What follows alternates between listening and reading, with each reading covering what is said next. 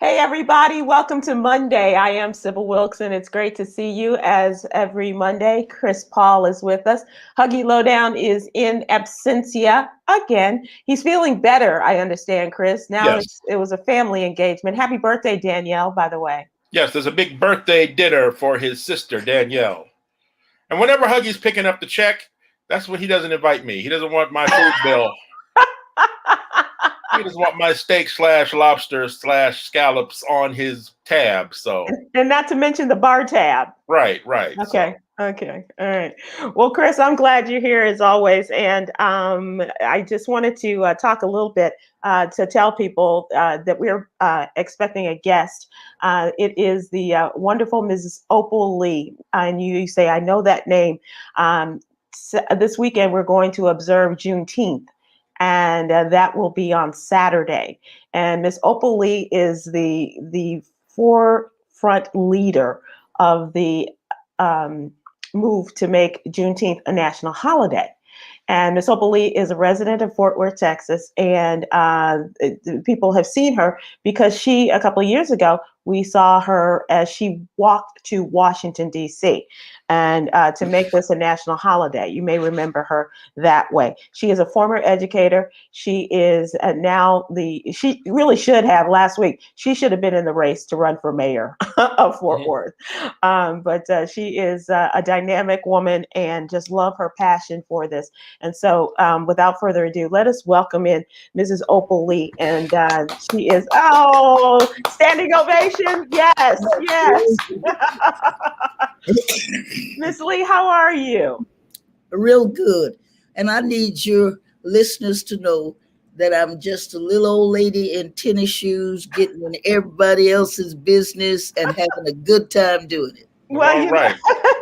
If I had some business, I'd want you all up in it too. Miss Lee, you're not from Fort Worth, but I want to say you are from Texas. That's true. Marshall, Texas. Yeah, okay. Close to the Louisiana border, 30 miles from Shreveport. Oh, so you ever go back and pass through the little hometown and do a little gambling there in Shreveport? Yes. So, because I will tell you this, and I don't know if this is true for you, Chris, because you do live in the South, Chris.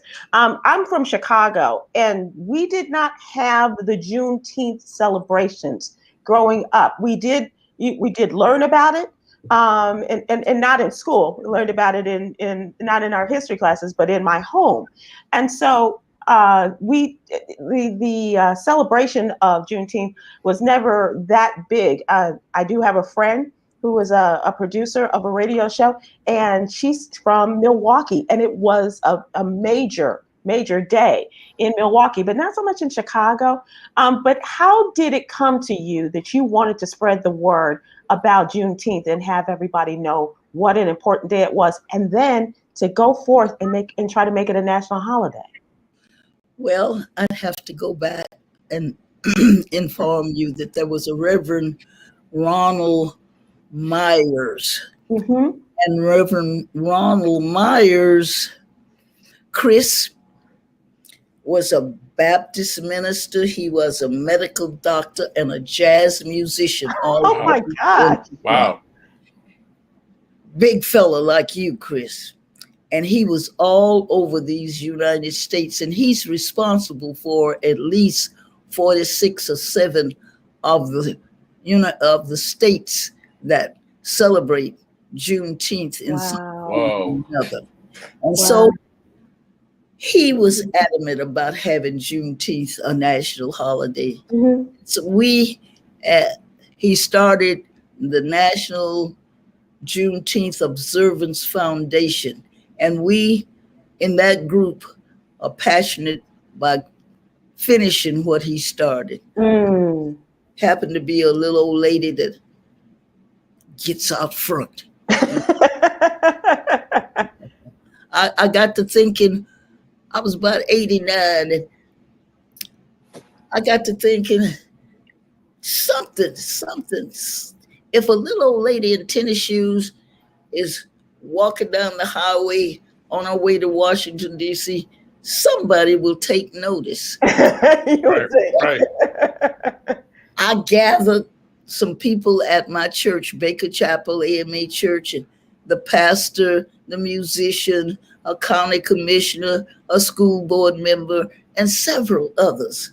And so they gave me a send-off. Okay. From the steps of that church, I walked 2.5 miles to symbolize that the enslaved weren't told they were free for 2.5 years after the Emancipation Proclamation. Well, the next morning I got up and started where I left off. And I walked through Arlington, Grand Prairie, Dallas, Box Springs, Joppa, before my team says, you won't be doing it like that, because somebody had promised us an RV and I wouldn't have to go to the motels and that sort of thing. But they reneged. They decided what I was doing was too political. Wow. The team says you'll only go where you're invited and where they have Juneteenth celebrations.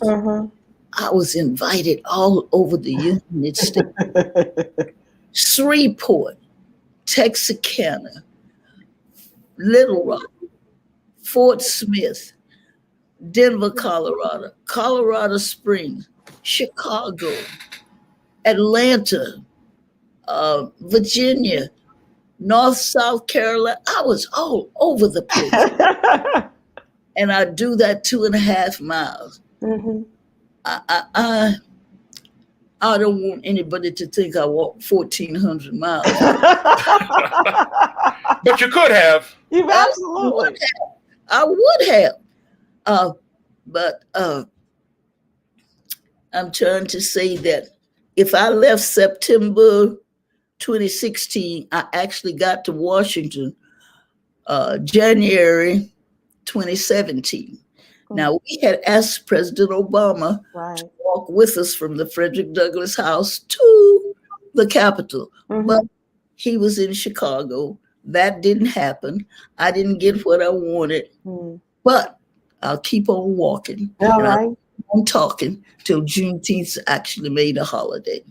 Well, I think you've made great strides in that. And as a matter of fact, if I'm not mistaken, on Saturday, which is Juneteenth, you will be walking as well. And it's going to be live on Fox Soul. Is that correct? Yes. And what we're doing, well, I have to tell you, last year, because we couldn't have a parade, we did a walk caravan. I thought I'd have 10, 15 cars follow me as I walked. We had 300 cars. That's so awesome.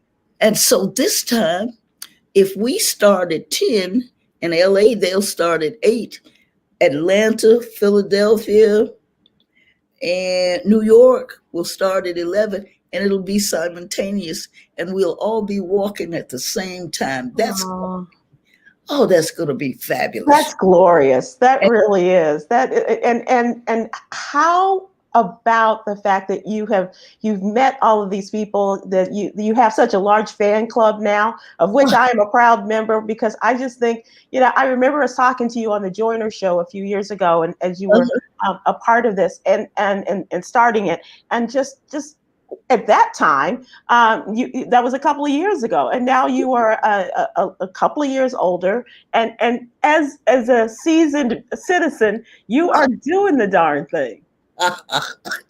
I tell you that we're wanting to pass the torch to you young people. And if you're not 94 years old, you are young people. And so you need to catch the significance of our wanting Juneteenth to be a national holiday. So tell that to the people who are listening and still may not get it. Well, they need to know that Juneteenth is not a Black thing. It's not a Texas thing. We're talking about freedom for all people. And I see Juneteenth being that bridge. If we would celebrate from the 19th of June to the 4th of July, because we weren't free on the 4th of July, 1976. Now that would be celebrating freedom, you know? And so I am adamant that the disparities we have in our land, we can do something about if we work together. Yes, ma'am. And I'm talking about homelessness. Everybody needs a home. And this is the richest country in the world. There's no reason why everybody shouldn't have a place to live. Joblessness and jobs. If you and I are working the same job and you get paid one thing for it and I get paid another, that's not kosher, you know? Right. Oh, our schools need to give the children the truth. I've written a little book called Juneteenth, a Children's Story. Nice. I think the very young need to be told the truth, you know? And I really think if people can be taught to hate, they can be taught to love. Yes, ma'am. And so then after homelessness and joblessness, and there's a healthcare system that needs to be tweaked. I can get treatment, but you don't get the same treatment. There's something wrong with that. That's you right. know? That's right. The scientists have told us that climate change, that we are ruining our planet. That's that right. we're doing and that we need to stop it. All these things need to be addressed, and we can do it together. And I keep saying to people, scientists have told us we are all from Lucy, and she was black as me. Yes. Some of them just wandered off someplace and lost that pigmentation, but we are brothers and sisters under the skin. We need to act like it and work together. Oh, that is so beautiful. I feel like I'm back in your classroom. I wish I had a teacher like you back in the day. I really do. Listen, I taught third grade so long, 8-year-olds, that I was beginning to act like them, so they gave me another position. Let me ask you, Chris Paul, did you guys have Juneteenth celebrations when you were growing up? Well, it was sort of what was just alluded to. It felt like it was just a black thing, like it was something that we knew about and we acknowledged to each other. But I think we're blessed by the power of social media right now. Because of social media, real people can reach other real people. And because of that, it can build up momentum. And now I can see that, like you're saying, it's something for everybody. It's something that should be acknowledged by everybody. But in my past, it always felt like just something black people celebrate. Yeah. It was just freedom for us. But really, it's a part of this nation's history. It needs to be acknowledged by everybody. The fight for freedom. That's true. That's right. So where that phone is coming from. Miss Opal, let me ask you this. Did it surprise you how the information and as Chris said, the social media exposure to Juneteenth just kind of multiplied and catapulted, if you will, into the American conscience last year especially? There was so much as a result of all the things that were happening in the streets of our country, so much going on, and then people are talking about Juneteenth and making it a national holiday. Did that surprise you, or was that something you saw building? No, it was a surprise. But I want people to understand that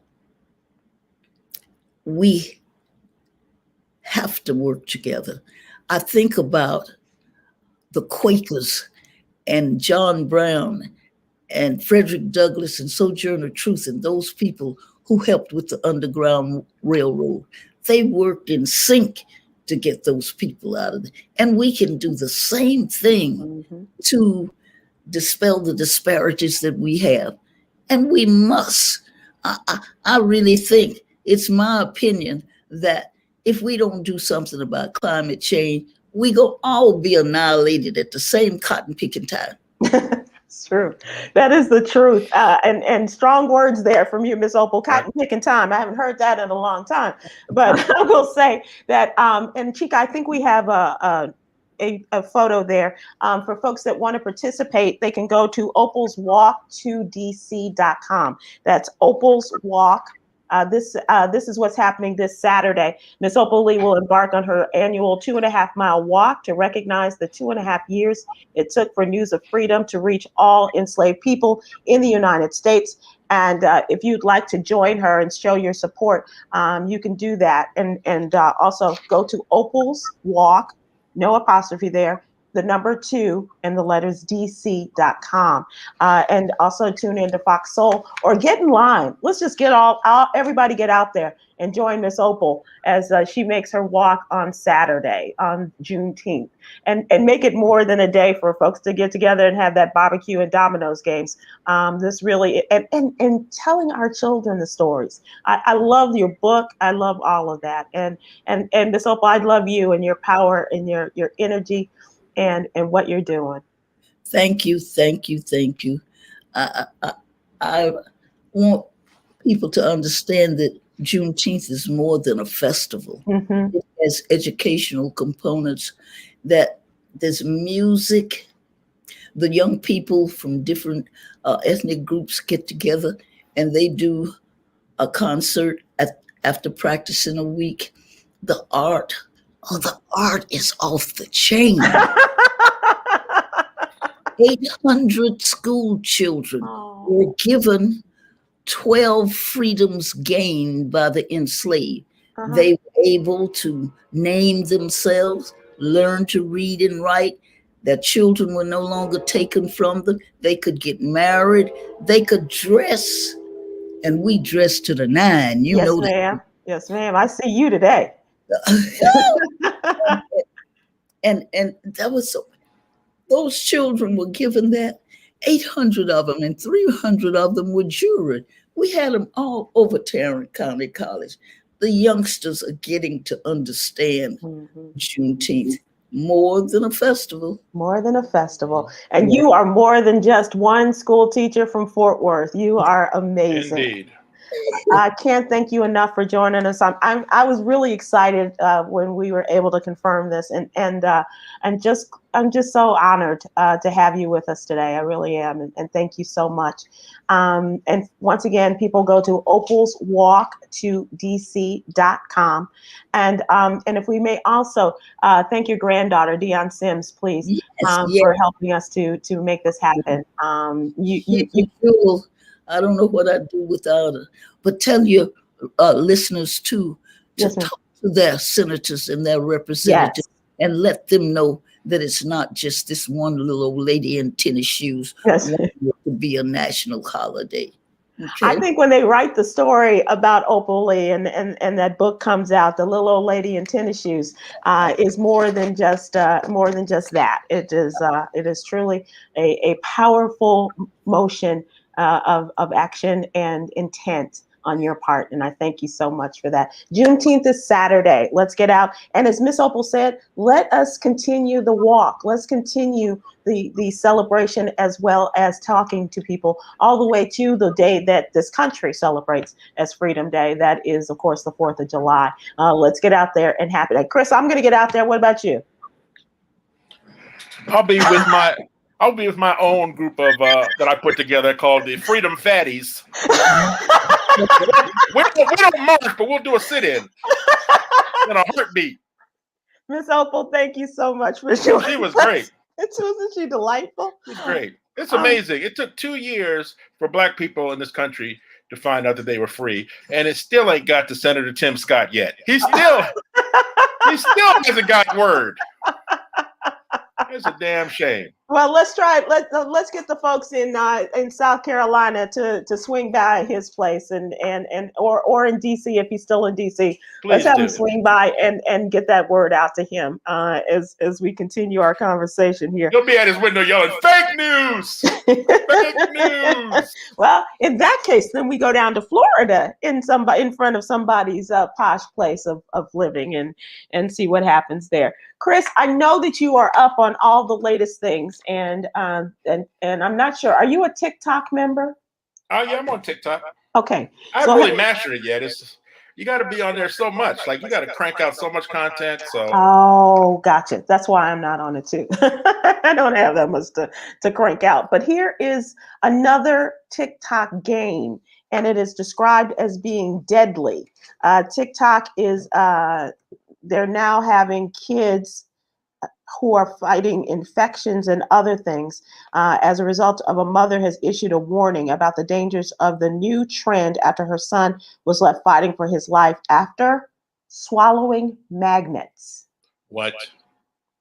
The 11-year-old boy from England has endured 2 emergency surgeries in critical condition after swallowing 5 magnetic balls while attempting a TikTok trend. It sees people pretending they have pierced their tongue by placing the 2 magnetic balls on either side of their tongue. So one on the top, one on the bottom, right? He swallowed the magnetic balls and was then sent to the hospital. He was not feeling well for about a week. They took him to the hospital. He was rushed into surgery as doctors thought that he had burst an appendix. They were shocked to discover that his appendix was fine and the real cause was the magnets, one of which attached to their operating tools as they were going in to figure out what was wrong. So you're going, and then all of a sudden, your operating tool gets attached to the inside of this boy's stomach, and they probed it and found the cause of the pain. So they don't know how he managed to swallow. He didn't tell anybody, obviously, and so he was rushed into surgery again for the first time to have 3 of the magnetic balls removed, and then another 6-hour operation when surgeons were forced to take out several inches of his intestines to remove the final 2 magnets. Wow. So all That's of dangerous. this. That's dangerous stuff right there. And Come you on. parents, if you parents want to know if your child has been playing this game, throw their ass up against the refrigerator and see if they stick. With all the other magnets that Right. are on the refrigerator. Yeah, guilty of that. Chris, They're always, I mean, stuff like that is always going viral on these websites. I mean, Yeah. they were inhaling something at one point. What were Yeah. they? Remember they were what was it Cinnamon. called when they were? Yeah, it was cinnamon challenge, but it's also aerosol. They were the inhaling aerosol sprays.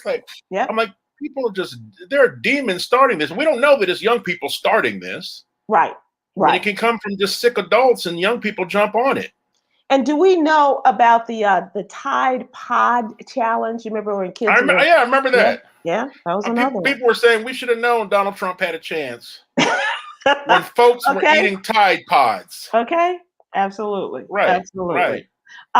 Here's another thing, and I don't know if you're like me, but every year I look forward to this, and now not so much them coming to my house, but seeing them in the grocery store. And as a result of the pandemic, the Girl Scouts have some 15 million unsold boxes of Girl Scout cookies. Wow. How can we help them, Chris? I don't know where they are. I haven't seen any around here. I don't know. See? I don't know. Yeah, that's what I'm talking about. You go to this, usually, you see them, or you have, or if you're in an office, there's somebody. We used to have a guy named Marty at Reach who would, go out and sell and help his daughter sell the Girl Scout cookies. All of the places that we normally went to work, to the grocery store, to our churches, you had an opportunity to buy these cookies. Well, the pandemic closed everything down. Right. We were at the house, and 15 million unsold boxes of Girl Hold Scouts. on. If we buy them now, we're buying unsold cookies? Or are we getting fresh cookies? I mean, these are unsold. Are these unsold from last year? I don't want. This is I don't from want the past old year. No, But they're packed, so we don't have to. And okay, I'm the only one who's willing to admit that eat by date really doesn't mean much if you haven't opened. I'm saying people eat them all so fast. The expiration date on Girl Scout cookies is like 4 days. Right. Because people, they definitely have not lasted an entire year. Well, this is the case. And so now how can we help them, Chris? Somebody send me a request and let me buy some cookies. I remember our friend April Ryan now at working at the White House still, and she would sell her daughters Girl Scout cookies. And so I bought the cookies from them, and then she would take them to the White House and give them to the staff. And I think even President Obama got a box or two. Mrs. Obama allowed him to have some of the Girl Scout cookies. But this is just a great way, and you can donate to shelters and other things like that. So let's get on it. Let's help our kids in selling this, because now they can't participate in a lot of things. This is the money that they had to go and to do camping and to take trips and other things like that. Right. We used to have a couple young girls in our neighborhood that would come by selling, but now they're all grown up. Yeah. So I bought some weed from them now. That's what I'm like, you could sell both. Now they're taking over their parents' business. Right.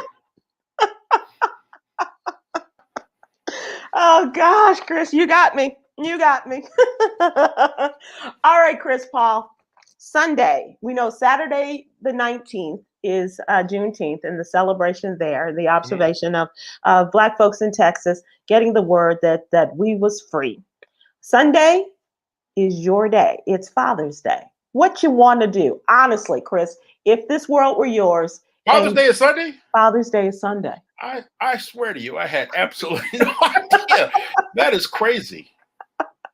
My wedding anniversary is also Saturday. The 19th. Yes. Wow. How many, Chris? Why did you ask me that live on? Because it's a test. My wife put you up to this. She and I are, we're compadres. Well, let's just say it was like Juneteenth. It took me 2 years to realize I was married.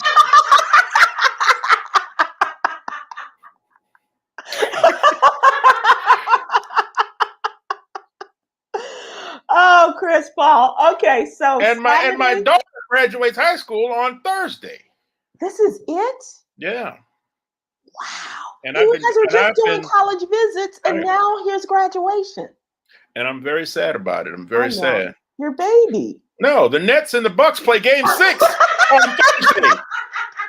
I got a decision to make.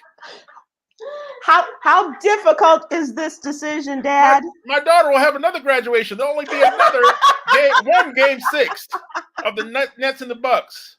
All right. Well, let me just point out to you. So many decisions. If you don't show up on Thursday, then what you receive on Sunday may reflect your negligence of your daughter's high school graduation. If I don't show up Thursday, I'll be divorced and no anniversary on Saturday. And no Father's Day. So I'll be at the graduation. I knew you would.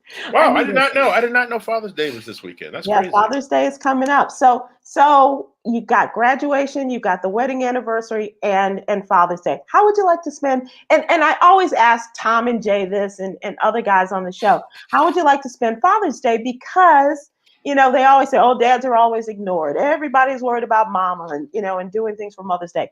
Okay, what can we do to make your Father's Day a success? I mean, I'm talking as your friend who lives 1,000 miles away. Being the father, I've always liked very low-key and quiet Father's Days, because the alternative is me being somewhere and saying, "This bill is how much?"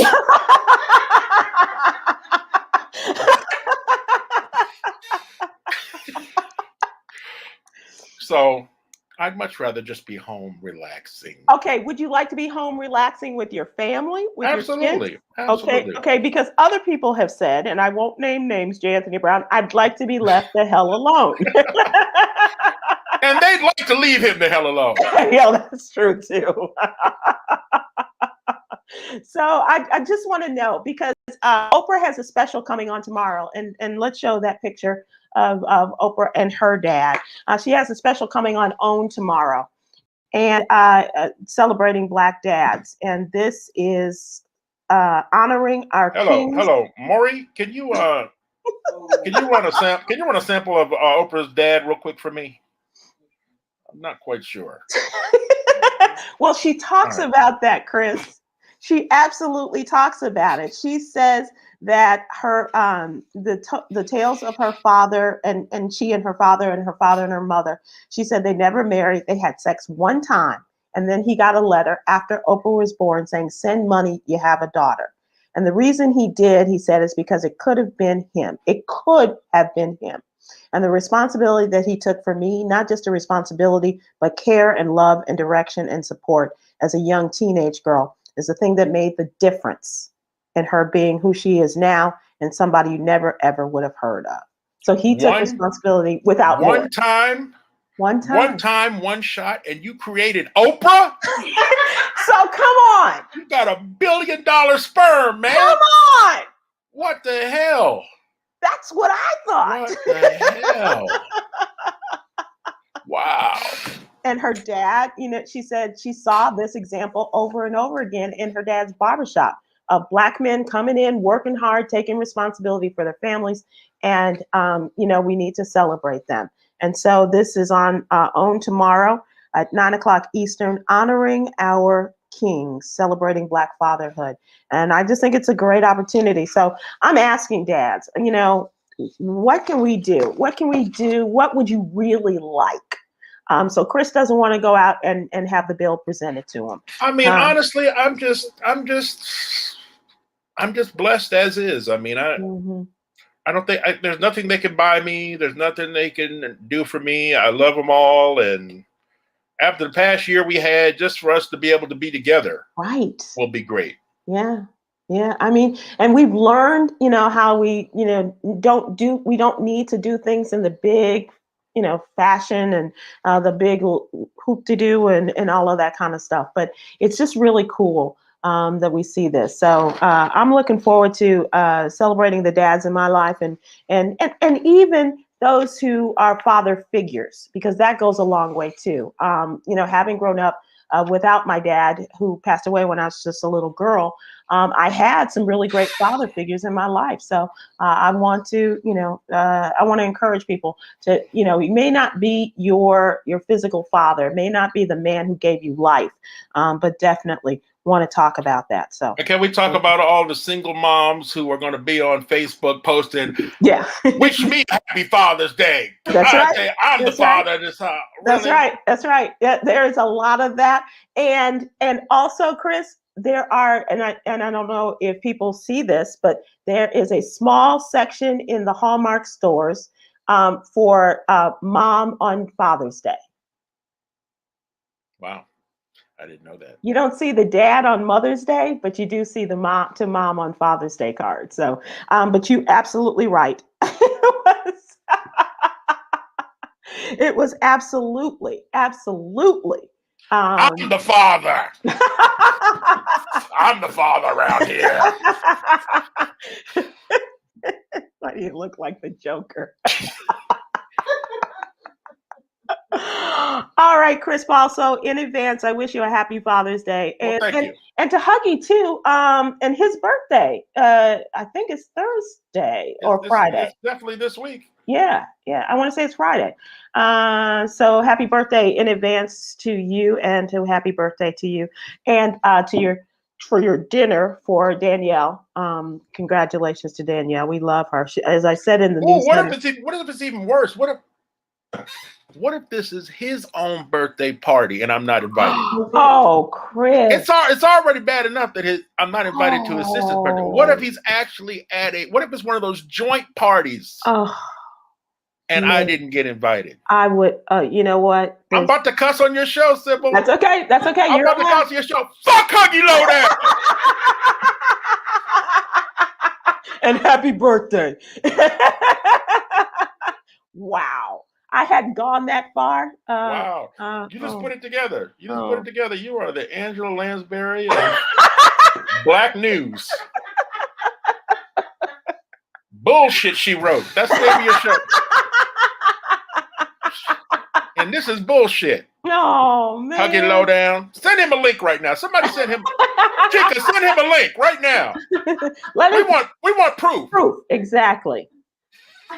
I want to go out and ride on a bicycle now with a quaint little village in the background and all of that. I'm gonna find out where he is. As soon as we get off, I'm gonna find out where they are. I'm gonna go over there and snatch that happy birthday Huggy banner right off the wall. And piss on his ice sculpture.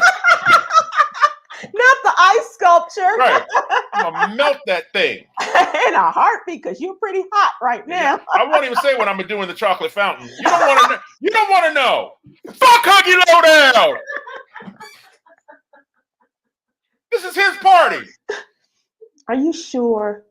It feels like He would never do that to you. You're his boy.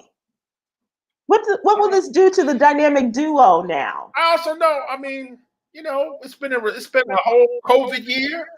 Money's tight. People can have two parties. Their birthday's the same week. It'd be one party. Ooh. Oh, goodness. All right, Chris, let's go to the What You Need to Know newsletter. We do have politicians that are still working to keep the George Floyd Policing Act alive. We know that Democrats have passed the bill in March, actually the second time they passed the bill in March, and this was the George Floyd bill. The Republicans came back last year after the murder of George Floyd with their Justice Act. This was led by the aforementioned Tim Scott.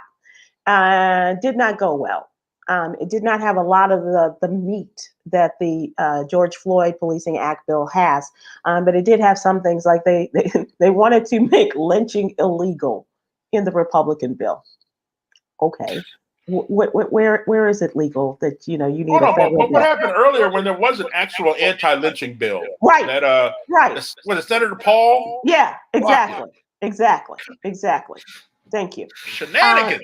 It's crazy. So they had this bill. It did not go far in the Senate. They didn't even vote on it. So now they have come together. We have Congresswoman Karen Bass, the esteemed Karen Bass of California.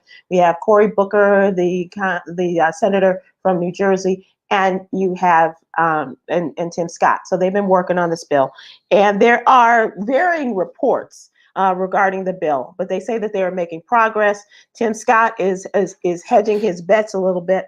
He said that there's still a lot of work to do, and they are hoping to get this done. Well, initially, the president wanted the bill done by May 25th, which was, of course, the 1 year since George Floyd's death. Now they are moving towards the end of this month before Congress goes on Christmas break.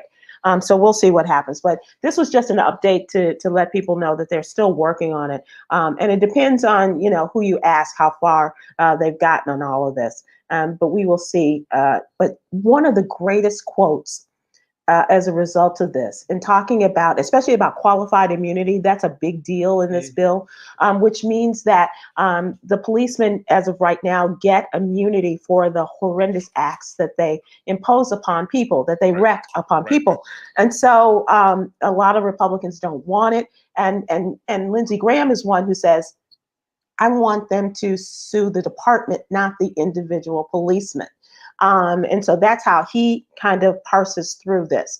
One of the Democrats, many of the Democrats are standing against this. One is Congresswoman Cori Bush. She's a freshman congresswoman from Missouri. She said, we compromise on so much. We compromise, we die. We compromise, we die. I didn't come to Congress to compromise on what could keep us alive. If you don't hurt people, if you don't kill people, if you are just and fair in your work, then do you need qualified immunity? Right. So obviously we need it, and we need to stop this madness. And so I agree with you, and I'm so impressed with this young woman who was a Black Lives Matter leader, and now she has taken her passion and work as a social activist, taking it to the halls of Congress. So good for her. Now y'all need to peep what they're doing. They're just stalling. They're pushing all these legislation back. Mitch McConnell's going to keep pushing it back until he's in charge again. Yeah, that's what he said. He has said as much today. He said that, no, if we're back in charge 2024, we're not going to have any of Biden's nominees for the judgeships. We're just not going to take them, just like he did with Barack Obama 10 months before his term was over, when Antonin Scalia died. 10 months. He would not put forth the nomination of the current Attorney General, Merrick Garland. 2 years and 4 years goes by so fast. Unless Trump is president. That felt like a freaking eternity. That was an eternity. But this is going to go by so fast. And 2 years from now, we'll still be talking about all this legislation that Joe Biden wanted to get through. And next year is the midterm, Chris. Right. This time next year, we'll be going through primaries. Right.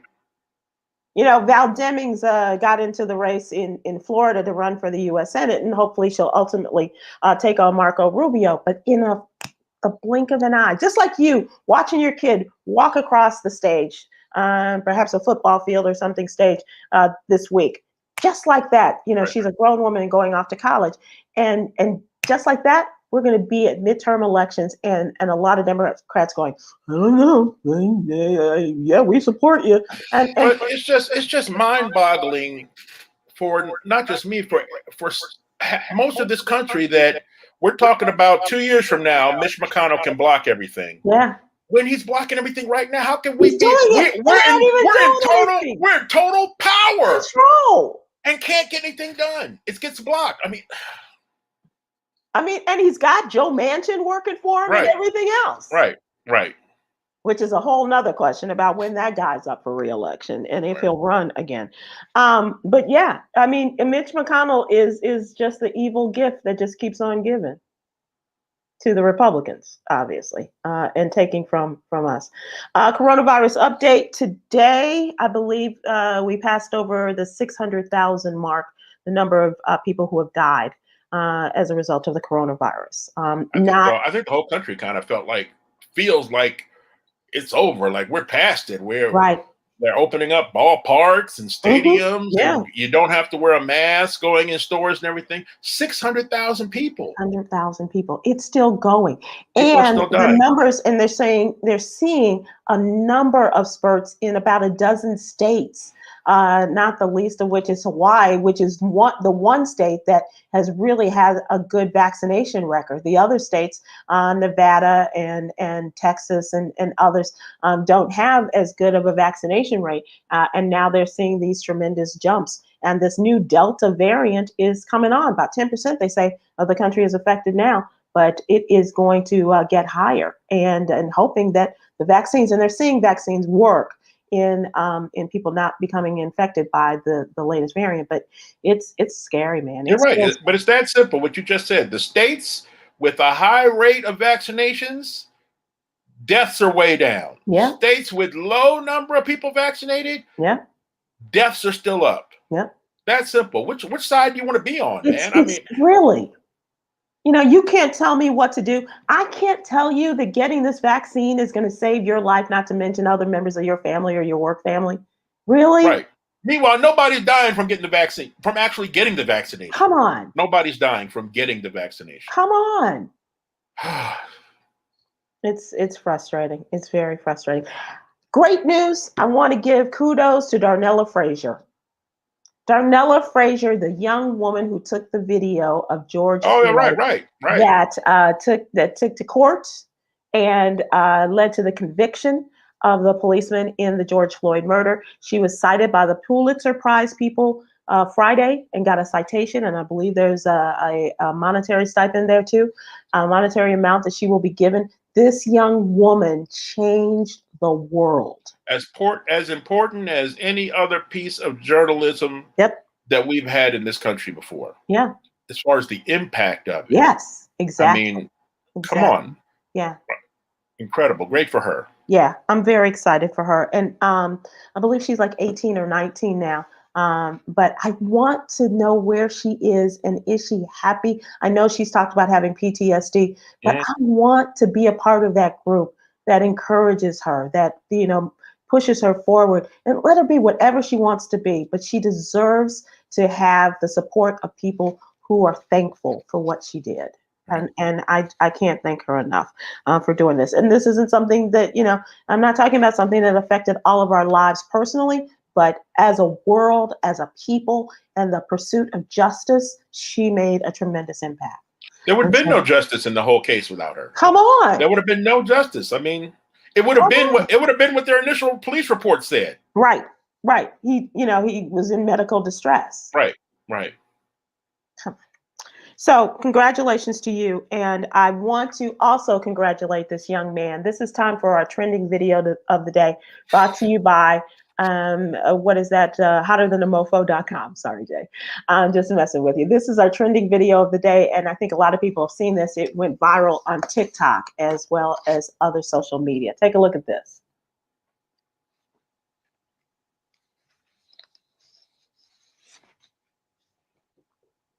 This young man, you can see him helping someone as he is getting things out of his car.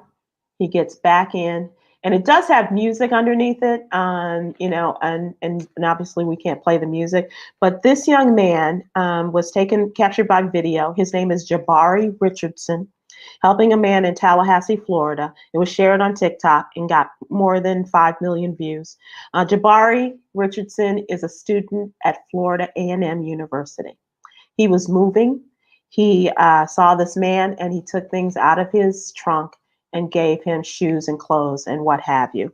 He's being praised as a good Samaritan for giving away his belongings to the homeless man along the roadside of I-10. And he said that he talked to the man who had a sign that said, "Anything helps, God bless." So that's not what I saw. I saw a white man attempting to carjack a young college student. He took stuff out of the young brother's trunk, and as he went to put away his goods, the brother fled and got away with his life. I'm calling the cops. Perspective is everything.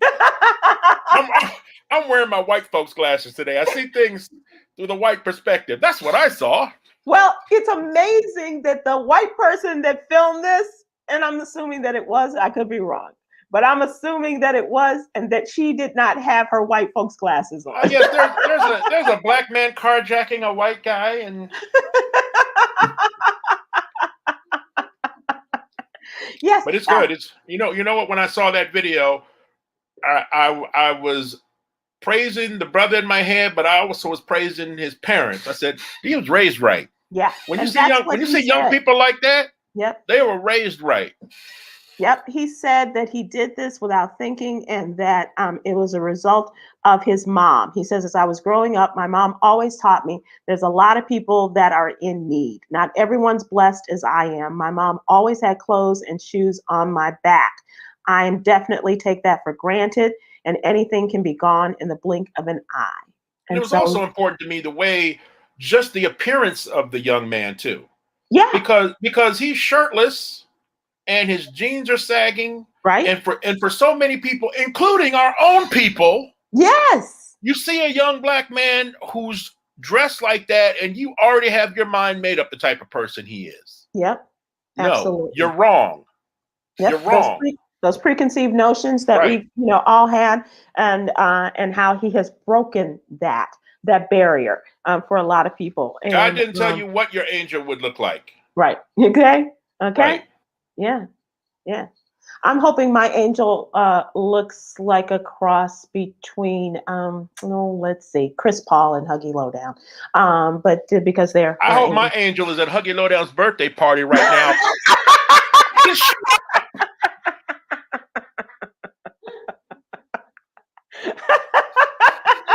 Cutting the power in the whole restaurant right now. So, Chris, let me ask you this, because we are talking about birthdays and birthdays close to the holidays, and this is totally off the subject. But I will ask my question of the day when we have time. But your birthday is right at Christmas time. How did that affect you growing up? You're what, the 26th, right? Yes. So, how did that affect you growing up? It just is what it is. It was what it was. My parents would always give me my birthday the next day. I'd get a gift and everything. But as far as other relatives, like, they would give us all a Christmas gift, but my gift would say Merry Christmas and Happy Birthday on it. Right. Well, y'all consolidated my shit, I see. Okay. Okay. All right. Oh, it's 2 socks. One for my Christmas and the left one's for my birthday. Okay. Let me put them on and kick your ass. Chris, your level of excitement and your acceptance of people is truly amazing and awe-inspiring. I'm so glad we had Miss Opal on today. And you two are quite the tandem. Right. And Huggy, watch your back. The question of the day is related to Chris and his personality. What's the nicest thing you've ever done for someone, or has someone done for you, Chris? Can you share with us, besides not being invited to Huggy's birthday party? Oh, that would be the worst thing anybody's ever done. Well, I won't even entertain the nicest thing I've done to somebody, because that's not how you're not supposed to live your life like that. You can't just, Well, I know. you can't shout yourself out. You know, you can't shout yourself out for donating my brother a testicle. Let me see. Oh. Yeah. Wow, that must have been some kind of operation. The nicest thing that's ever been done for me was my wife nursing me back to health after my stroke. Mm-hmm. Mm-hmm. That was the nicest thing, anything. And I know it's supposed to be in the contract. Yeah, sickness and in health. You know, it's in my contract. It wasn't in her wedding contract. That was in my vows, but not hers. I don't know why.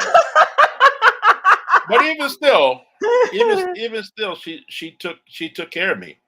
And that's Completely. really lovely from a man who doesn't want to be tied down to the number of years they've been married. But congratulations, and Rachel, you are a lovely and lucky woman. All right, Chris, before we go, I want to talk a little bit of entertainment, and I do want to talk to you about the GOAT, Simone Biles. Those of us who are Simone Biles fans may have seen this on her costumes. We don't call them uniforms, but costumes over the last several weeks, and especially as she was in the finals and the championships last month. The 24-year-old gymnast scored her 7th women's all-around title at the championships, most all-around titles for an American woman ever, giving her, amongst her fans, calling her the GOAT. And so she has now taken this, and you can see the GOAT appliques to her leotards. Awesome. Okay, so that's one. We have another one that's on her side there. That's the GOAT there on that beautiful costume. The unofficial mascot that fans have dubbed Goldie was meant to represent her status as the greatest of all time, the GOAT, and sent barbs to her detractors. So she said there's haters everywhere. And this idea to put the GOAT on her costumes is to strike back at haters. And so the haters were joking, like, I swear, if she put a GOAT on her, blah, blah, blah, blah, blah, that would make them so angry. And then I was like, oh, that's actually a good idea. Let's make the haters hate it, and the fans love it. And so they did.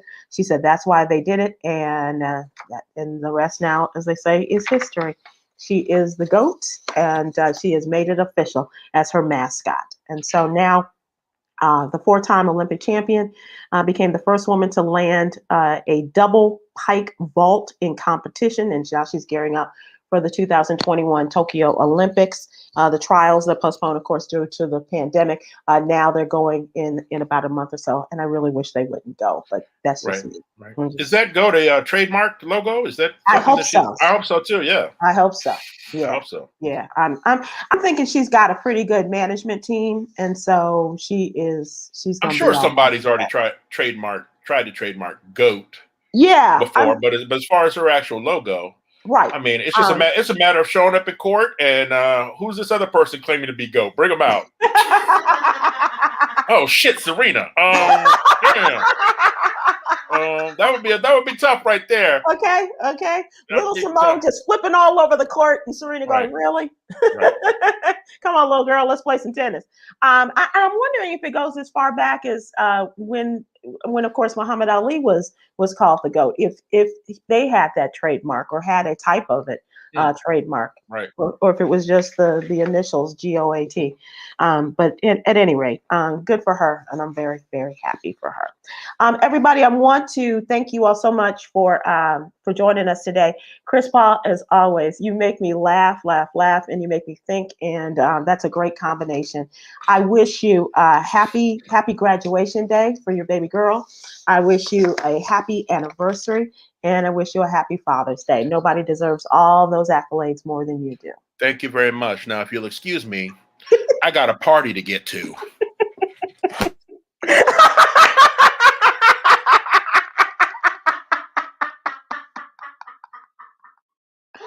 That's the way to make an exit. All right, everybody. Tomorrow is J. Anthony Brown Day, and we will see you tomorrow. Have a good evening, and go out there and be good to each other.